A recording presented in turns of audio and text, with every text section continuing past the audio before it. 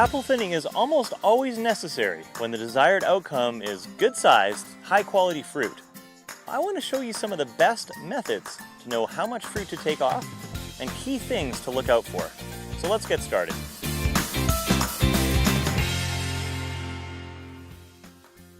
The primary purpose of the tree growing fruit is actually for reproduction, hence the seeds inside. The outer part of the apple actually acts like a food source for the seeds once it falls to the ground in hopes that the seeds will actually germinate or grow into a new apple tree, and thus the cycle continues. Now for this reason, the tree will almost always produce a large amount of flowers to maximize its production. If these flowers all get pollinated by bees or other methods, there will be way too many pieces of fruit on the tree. Now your job is to thin them out to the correct number so that the apples at harvest time are not too small and not too large, but just right. Now, measured spaces between fruit and also the total number of fruit per tree are two great ways to know how to get the thinning close to where it needs to be. Now, the general rule of thumb for apple spacing is approximately 5 to 8 inches apart, or 13 to 20 centimeters. Now, even though the fruit may look like it's spaced apart reasonably now, you have to remember that it will grow a huge amount in size before harvest. Now, I usually try to visualize or imagine all of the fruit on the tree as if they were full size, probably at least as big as your fist.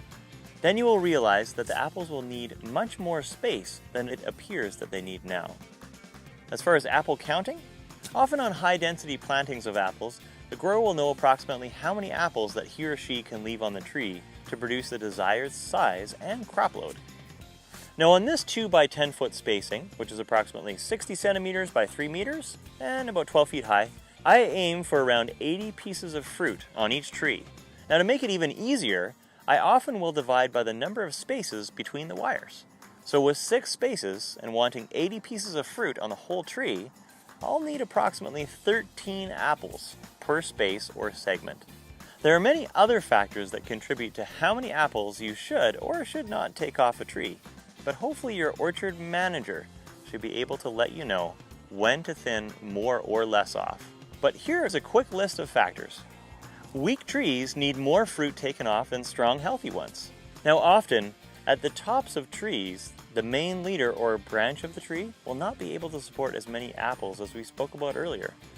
If there are too many pieces of fruit at the top of the tree will sometimes bend over and even break off in some cases. So have a discussion with your orchard manager about how many apples can be left at the tops of trees, especially if they're young trees with small trunks.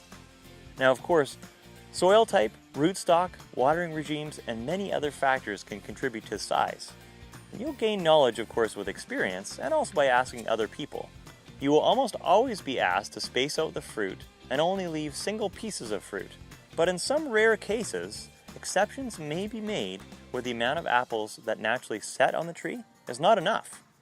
Now in this case, you may be asked to leave groups of 2 together in certain spots. Now this is called doubles. After spacing and crop load management is understood, one of the most common questions is, how do I know what fruit to remove when I have a choice?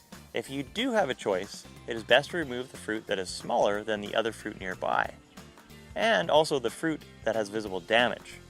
Now one type of damage to look out for is insect or bug damage.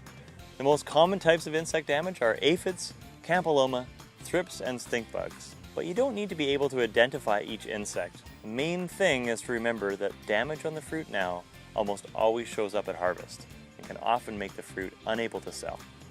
So if there is good fruit on the tree nearby, take off the bad stuff and get rid of it now. Now other damaged fruit can be caused by mildew, scab, or a fire blight. And by the way, if you see mildew on the leaves in certain spots, break off the branch with those affected leaves and throw it down on the orchard floor. If you see fire blight on the leaves or fruit, let your orchard manager know right away, as fire blight can kill all of the trees if it's left in the orchard block and not removed properly. One other thing to note is that if you see any trees in the orchard that have a whole bunch of really small apples compared to all the other trees, they are probably crab apples, which are used for a pollen source during blossom time. Now in most cases, you don't need to thin these trees. In the next video, I'll show you how to actually remove the fruit properly from the tree and also give you other tips and tricks to be as fast as possible. Check it out.